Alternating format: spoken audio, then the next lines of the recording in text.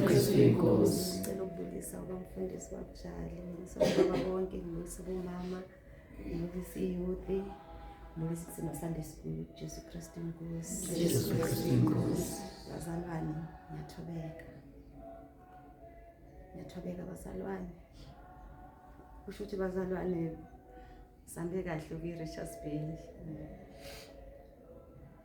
Saya. Noma sesibuya sambe kahle bazalwane. Yize bukhona ama-challenges amakhulu emgwaqweni. Kepha bazalwane ngilizwi likaNkulunkulu laseKolose chapter 3 verse 17. Kukho konke simbonga uNkulunkulu. Bazalwane ngiyathobeka babujali, ngiyathobeka babushelembe nakubazalwane.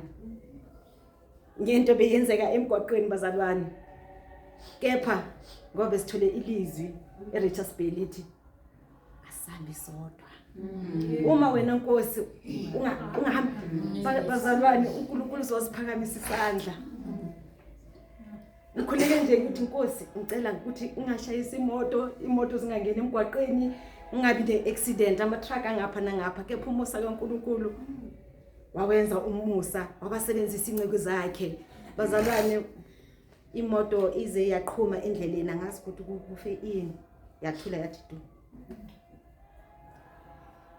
Babushelebe babujali bathi angeke size sikushiye la endaweni esingayazi, angeke uzosalela ebusuku. Wayibopha babushelembe imoto wayidonsa ngaphambili. Babujali abangasemuva abazalwane abaphakathi. Bazalwane sisuka ewadini until eVilliers etollgate yakhona.